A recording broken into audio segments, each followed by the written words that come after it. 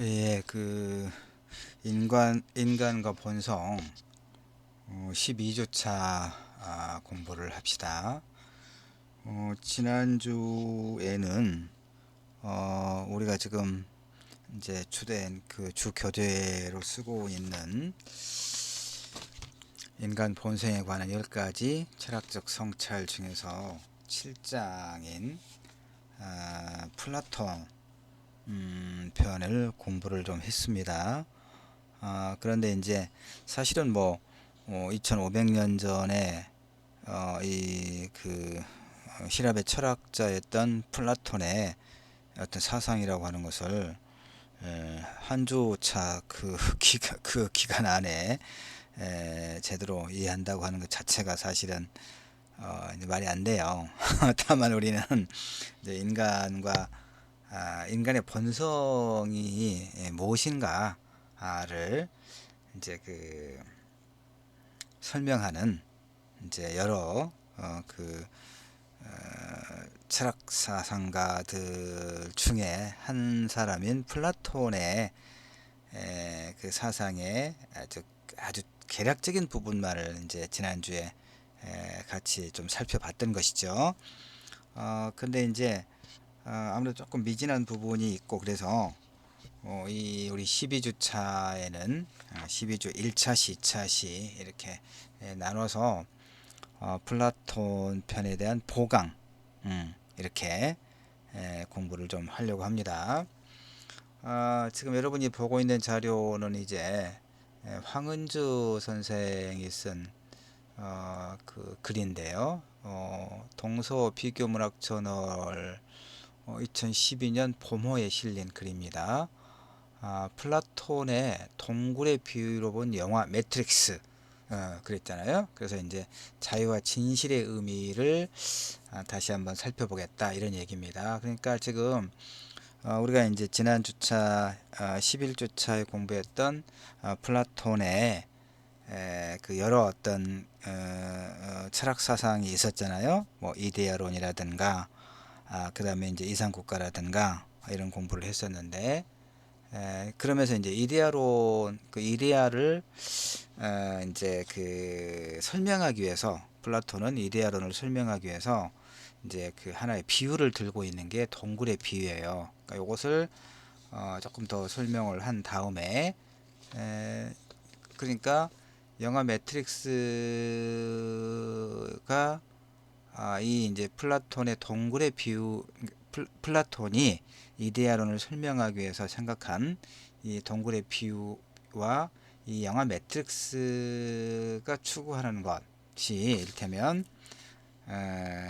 매우 유사한 것이어서 그래서 이 황은주 선생은 그래서 이 플라톤의 동굴의 비유와 영화 매트릭스에서 되면 공통적으로 찾아볼 수 있는 주제를 자유와 진실의 의미가 무엇인가를 이제 중심으로 살펴보고 있는 거란 말이에요. 그래서 같이 이 자료를 좀 읽어가면서 또 필요한 설명을 중간에 해가면서 플라톤의 어떤 본성에 관한 인간의 본성에 관한 이야기를 이 자료를 통해서 쭉 좀 해 보려고 합니다. 12주차의 경우에는 우선 이제 조금 볼까요? 자료를 좀 넘겨 볼까요? 자료가 지금 분량이 많죠. 22페이지가 되고 그래서 내가 이제 쭉 한번 읽으면서 노란색으로 이렇게 형광펜으로 색을 칠해 놓은 거 있습니다. 이제 그걸 중심으로 이렇게 쭉 읽고 설명해 가면서 또 이제 보충해서 이렇게 채워서 여러분이 그렇게 어렵지 않도록 너무 어렵거나 이제 이론적인 것은 조금 생략을 하고 넘어가려고 합니다. 굳이 여러분 이거 출력할 필요는 없습니다. 그냥 그 다음에 여러분한테 이제 좀 당부하고 싶은 게 있는데 우리 인간과 본성 수업만 그런 건 아니고 이제 다른 뭐 수업들도 보면 비대면 수업을 하다 보니까 여러 가지 이제 어려움이 있잖아요. 좀 답답하기도 하고 또 그 뭐 과제 폭탄 이렇게 이런 말도 하고, 이제 매번 강의를 듣고 나면 매 주차별로 듣고 나면 과목마다 뭔가 이제 일정한 과제를 내주고 그러니까, 그다음에 이제 하고 싶은 말이 뭐냐면, 지금 여러분 이렇게 그 이제 영상으로 이제 듣잖아요. 지금 음성으로 그 강의를 듣고 있잖아요. 그런데 또 이제 그러면서 그 강의 교환을, 수업 자료를 같이 이렇게 첨부해 놓죠. 그러니까 여러분이 그 두 가지를 다 봐야 돼요. 강의 교환만 보면 안 돼요. 왜냐하면 강의 교환을 기본으로 해서 교수가 뭔가를 설명하는 거죠. 그러니까 좀 더 중요한 게 뭔가, 그다음에 보충해야 될 것이 뭔가. 그러니까 이제 강의는 안 듣고 강의를 이렇게 시간만 가면 듣게 출석 체크가 되니까, 그냥 이렇게 딱 해놓고 강의 듣도록 이렇게 해놓고 뭐 다른 일을 하거나 그러면 힘들어져요. 간혹 여러분이 개별적으로, 우리 수업만 그런 게 아니에요. 내가 여러 과목 수업을 하는데 학생들이 간혹 이렇게 이제 문의를 해 오는데, 보면 강의를 안 듣고 교환만 보고, 그러면서 이제 강의에서 내가 설명한 것을 안 들어놓으니까 교환만 보고는 모르는 게 당연히 있을 수 있겠잖아요. 그러니까 물어요. 그 질문에 보면 강의를 안 들었구나라고 하는 걸 금방 알 수가 있거든요. 그러니까 강의 듣고 교환을 보면서 강의를 들어야 되겠죠. 근데 강의를 안 듣고 교환만 본다거나 그러는 경우들이 있으면 안 돼요. 다 동굴의 비유가 뭐냐면, 그러니까 이제 이데아론을 설명하기 위해서 플라톤이 생각한 비유라고 그랬습니다. 그러니까 지난 시간에 이제 그 그림을 하나 내가 복사해서 붙여놨는데, 이제 그냥 우리가 그 머릿속에 이미지를 그려봐요. 땅 속에 동굴이 하나 있어요. 근데 그 안에 이제 사람들이 묶여 있어요. 죄수들이라고 일단 이제 가정을 해요. 왜냐면 그 어릴 적부터 그 이제 동굴의 그 안쪽의 벽면, 그러니까 이제 그 뒤쪽은 이렇게 손과 발, 목에 다 묶여 있으니까 뒤쪽에서 그 동굴 안을 비추어 주는 불빛이 있는데, 그 불빛은 이제 뒤를 돌아볼 수 없으니까 모르는 거잖아요. 그러니까 뭐만 보겠어요. 그 불빛이, 그러니까 그들이 묶여 있어 정면만, 그러니까 동굴 안쪽의 벽면, 쉽게 말하면 정면만, 동굴의 벽만 볼 수 있잖아요. 근데 그 뒤쪽에서 빛이 이제 빛이 들어오니까, 근데 실제로는 이제 뭐 그 여러 가지 어떤 형상들을 이제 이렇게 자동 인형처럼, 그 인형극처럼 이렇게 지나가요. 그러니까 그 빛에 따라서 그 이제 미안합니다. 목이 말라서.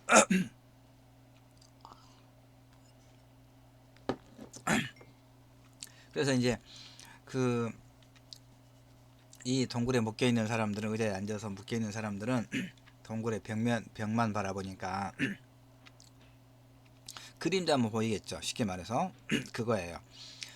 뒤를 돌아볼 수 없도록 묶인 이 사람들은 자신들이 평생 보아온 것이 사실은 그 동굴 벽면에 비친 그림자에 불과하다는 사실을 알지 못하죠. 어쩌다가 그들이 묶인 상태에서 풀려나서 만약에 이제 고개를 돌리고 그 뒤쪽에 어떤 소위 그림자의 실체 무엇인가를 본다고 해도, 지금까지 그들이 보아온 것이, 그렇다면 그림자가 진짜로 생각할 거 아니에요. 왜냐하면 한 번도 실물을 뭔가를 본 적이 없기 때문에. 그래서 동굴 밖에는 실제 사람들과 동물 이렇게 살고 있겠잖아요. 그들이 지금까지 보고 들은 것은 그것들을 본떠 만든 하나의 그림자에 불과하다는 것을 이제 알게 되겠죠. 만약 풀려나서 동굴 밖으로 나가게 된다면, 그리고 동굴 밖의 세계에 점차 익숙해진다면 모든 것의 그 원인이 태양이라는 사실도 또 알게 되지 않겠어요? 그래서 이제 이건 그 플라톤의 국가, 칠골에 이제 실려 있는 이야기입니다. 그러니까 이제 그 보면 이렇게 묶여 있는 사람들 중에서 한 사람이 어쨌든 이제 그 결박을 풀고 그 찬란한 햇빛이 쏟아지는 이제 동굴 밖의 세계로 나가요. 이걸 이제 철학자라고 합니다. 풀려나간 사람.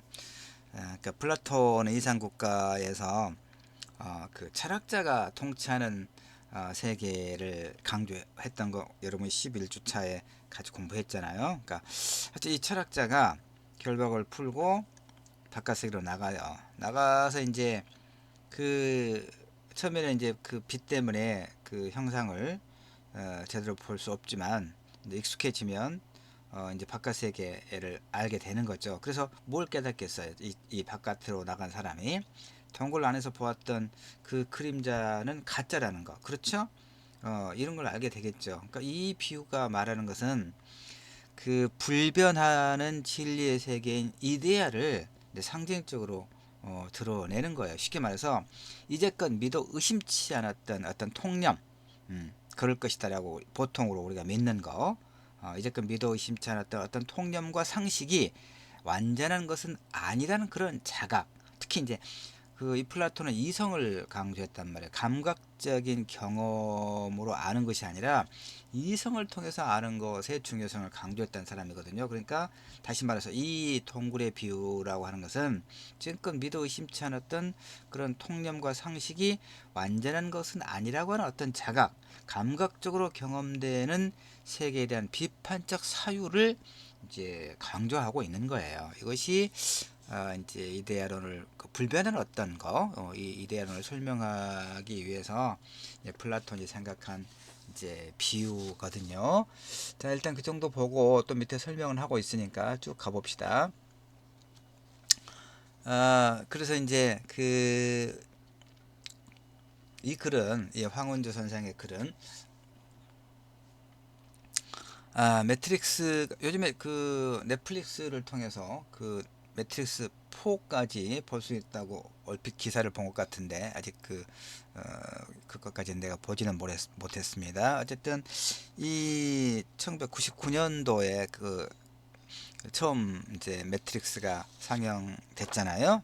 근데 이 매트릭스를 주제로 해서 현실과 가상현실의 관계를 알아보고 매트릭스를 파괴해야 되는 이유와 그 당위성을 통해서 이제 뭘 보자고 하는 겁니까? 예를 들면 자유와 진실의 의미. 예, 그러니까 이 황우주 선생은 이 글에서 자신의 글에서 영화 매트릭스의 주제와 관련해서 자유와 진실의 의미가 무엇인가? 근데 이것이 이제 이 영화 자체가 기본적으로 이 플라톤의 동굴의 비유에서 착상을 가져왔다. 그 다음에 그 어떤 비유하는 것과 그걸 통해서 이야기하려고 하는 주제의식이 매우 유사하다. 그래서 같이 묶어서 이제 보는 거예요. 알겠죠? 자, 왜 진실을 알아야 하는 것인가?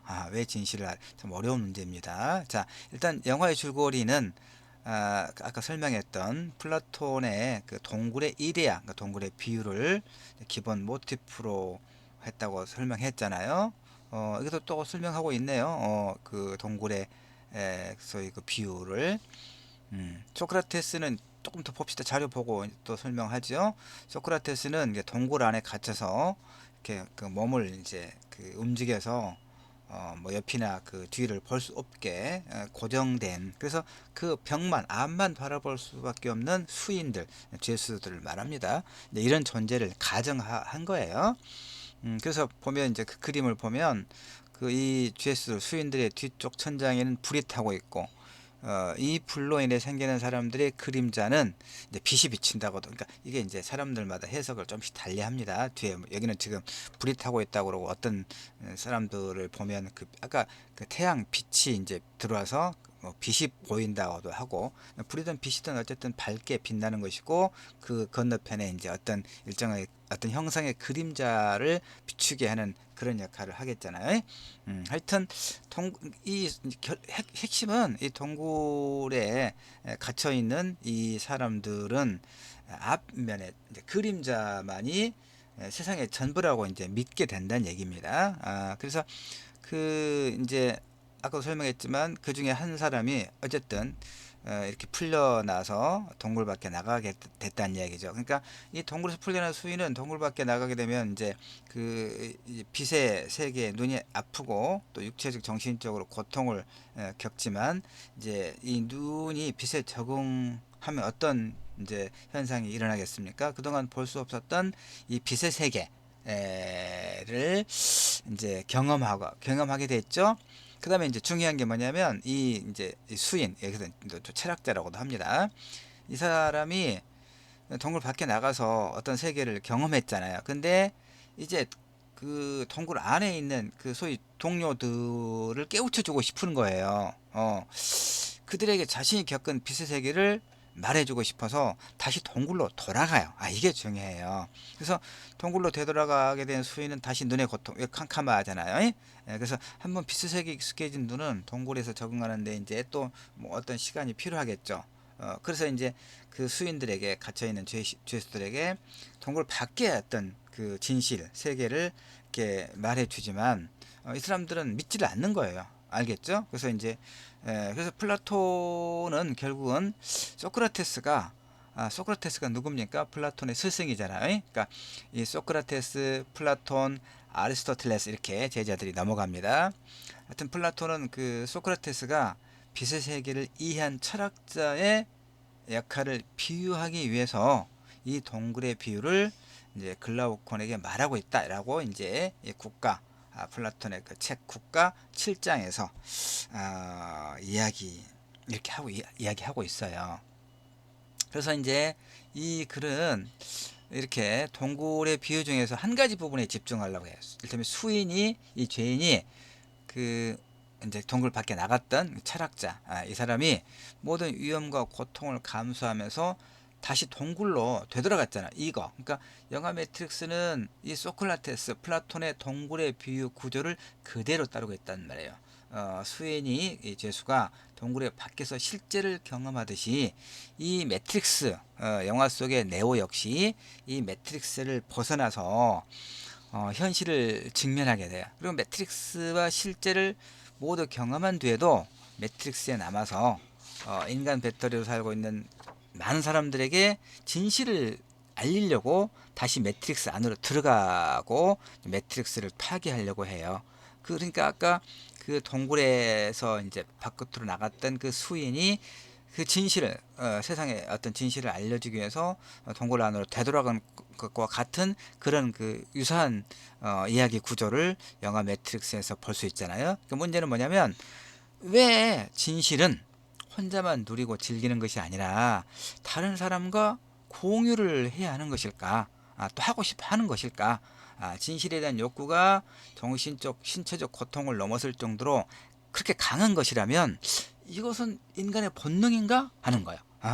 우리가 지금 인간과 본능, 본능 수업이니까 이렇게 연결돼서 왜 인간은 진실을 알아야 하는 것일까? 왜 우리는 진실을 알고 싶어 하는 것일까? 이것은 우리의 본능에 속하는 것일까? 이런 질문을 지금 이제 해 나가고 있는 거예요. 그러니까 그 이제 그러니까 선과 악, 그러니까 어떤 선한 영향력, 그러니까 득이 되면 어떤 선이고 해로면 악이라고 구분을 할 수 있잖아요. 근데 또 오히려 진실이 해가 될 수도 있죠. 그러니까 뭐 우리가 흔히 하는 말로 데카르트가 이야기했던 것처럼 아는 것이 힘이다. 이제 그런 말에 비유해서 모르는 것이 약이다. 이렇게 이야기하기도 하잖아요. 그렇게 보는데 어쨌든 이 매트릭스는 그 매트릭스 영화도 여러분이 이제 여기 이제 가면 줄거리가 좀 있으니까 봅시다. 하여튼 이제 뭐 그 시간이 한계가 있기 때문에 이걸 다 설명하기는 또 항상 그랬던 것처럼 못하고 좀 넘어가면서 합시다. 어쨌든 그 중요한 것은 매트릭스를 파괴하고 그 안에 있는 인간들에게 진실을 알리는 것이 과연 옳은 것인가? 일단 쾌락을 포기하면서까지 진실을 찾으려고 한다면 진실을 추구하는 것은 그 인간의 본능인가? 인간이 진실을 찾고자 하는 것이 만약 본능에 속한다면 그럼 또 모든 인간이 진실을 찾고자 하는가? 이제 이런 질문들을 쭉쭉 해볼 수 있다 이런 얘기입니다. 철학자 하이데거는 이제 이런 질문에 대한 답을 또 나름대로 이제 제시를 해요. 하이데거가 이제 말한 답을 보면 이를테면 그 개개인이 모두 미래 지향적인 존재로 규정하고 개개인이 갖고 있는 미래의 의미를 좀 이제 이를테면 뭐 그 약한 의미의 미래, 그 다음에 강한 의미의 미래, 쉽게 이렇게 이제 설명합시다. 하이데거는 강한 의미의 미래를 가진 사람에게 진실이 더 중요하게 다가온다 이렇게 이야기해요. 왜냐하면 확고한 삶의 가치 위에 미래를 짓기 때문에 자신의 미래를. 근데 약한 의미의 미래를 가진 사람에게는, 그러니까 미래에 대한 어떤 확신이 좀 부족한 사람, 그 말이죠. 이런 사람들은 삶의 가치 역시 좀 약하겠죠. 그러니까 진실보다는 쾌락을 더욱 중요하게 여긴다 이렇게 보는 거예요, 하이데거 같은 경우는. 그래서 하이데거는 더 나은 미래를 이제 도출한다는 점에서 이 쾌락보다는 진실의 가치를 상위에 둔다라고 이제 볼 수가 있는 것이죠. 그리고 진실을 추구하는 것은 그 자체가 이제 선이다 이렇게 또 이야기를 합니다. 자, 쭉 내려가서 플라톤의 동굴의 비유에서 하이데거는 이제 어떻게 또 해석을 하냐면 진정한 자유의 순간은 그 수인이 제수가 또 동굴의 체인, 이제 그 묶고 있는 그 체인에서 억압에서 풀려나는 그 순간이 아니라 그 이후에 동굴 밖으로 나가서 어떤 세계를 본 거잖아요. 그러니까 그 빛의 세계로 힘들게 나아가서 태양이 이제 이데아 불변하는 이데아, 태양을 본 순간이다 이렇게 말하는 거거든요. 영화 매트릭스도 마찬가지예요. 그 네오와 그 동료들은 숨겨졌던 매트릭스의 존재를 발견하고 매트릭스에서 살아가는 타인들에게 그 동굴에 묶여 있는 사람들에게 하는 것처럼 그 진실의 순간을 알리기 위해서 이제 많은 어려움을 극복하거든요. 그런데 그 매트릭스에서 살아가는 사람들이 네오와 그 동료의 도움으로 너무나 쉽게 매트릭스에서 만약에 해방된다면 매트릭스의 존재는 그들에게 진실이 아니라 그저 사실로 다가올지도 모른다. 좀 어려운 말인데 이제 좀 더 봅시다. 왜냐하면 진실은 사실과 진실은 다르잖아요. 그러니까 진실은 어둠에 익숙해진 그 수인이 빛을 갑자기 보게 되는 것처럼 매우 고통스럽고 힘들게, 그러니까 이렇게 쉽게 말해서 진실이라고 하는 것을 쉽게 찾을 수 있는 건 아니다 그 말이에요. 진실을 찾기 위해서는 여러 가지 어떤 어려움을 통과해야 된다 이런 의미가 되겠죠. 자, 진실이 어떤 가치가 있는가를 알려주는 한 예가 있는데 하버드 철학과 교수 로버트 노지크가 이제 그 자기 책에서 어떤 실험을 해요. 학생들에게. 예컨대 쾌락은 선이며 쾌락이 없는 삶은 인간의 만족도를 높이지 못한다고 주장하는 그 쾌락주의가 틀렸다. 이제 이걸 증명하기 위해서 이 실험 경험 기계와 관련된 실험을 해요.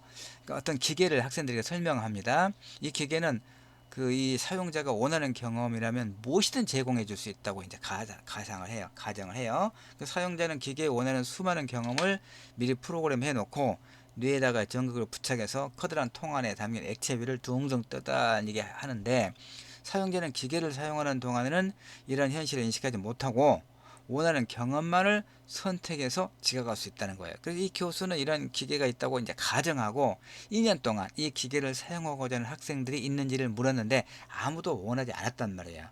이 노지크 교수는 사람들이 이 기계 사용을 꺼리는 이유를 이제 세 가지로 설명합니다. 첫째, 사람들은 경험에 대한 기억을 갖기보다는 실제로 직접 경험하기를 원한다. 둘째, 사람들은 개성 있는 존재가 되고 싶어 하는데 이 액체 위에 떠다니는 인간은 어떤 개성도 없으니까. 셋째, 정신기기에 접속하는 것은 사용자가 자신이 만든 현실에 한정해서 경험하도록 만든다는 것이죠. 이런 이제 하여튼 이 경험 기계를 통해서 이것이 의미하는 것은 일테면 뭐냐면 가상세계를 경험하는 것에 대해 일반인들이 어떤 의견을 갖는지를 이제 알려주는다는데 일정하게 이 실험이 의미가 있다 이런 얘기인데, 이 영화 매트릭스는 경험기계라는 소재를 직접적으로 줄거리에 도입해서 액체에 둥둥 떠다니며 배터리로서 살아가지만 이를 인식하지 못하고 매트릭스에서 편안함을 느끼는 인간들의 모습을 보여주고 있는 거예요. 이 영화에서 가장 충격적인 장면은 뭐냐면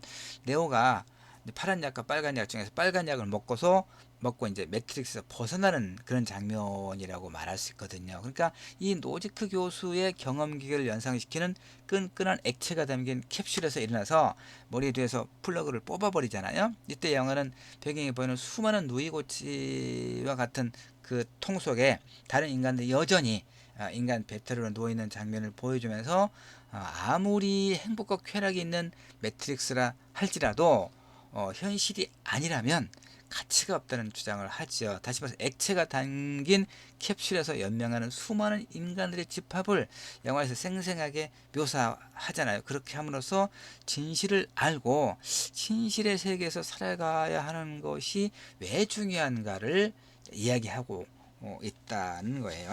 음. 자, 자유와 쾌락이제 이 글에서 본래 이제 추구 찾아보고자 했던 본래 주제로 이제 좀 넘어옵니다.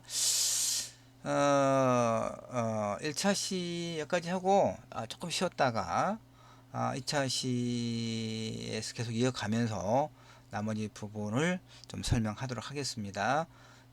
아까도 얘기했지만 이 자료를 굳이 출력할 필요는 없지만 내가 형광펜으로 이렇게 칠해 놓은 거 위주로만 한번 쭉 읽고 또 그 내 강의를 좀 들으면 이제 플라톤의 동굴의 비유와 이 영화 매트릭스에서 말하고자 하는 것이 과연 무엇인가의 문제를 조금 더 뭐 그렇게 어렵지 않게 이해할 수 있을 것입니다. 자, 1차 시는 여기까지 마칠게요.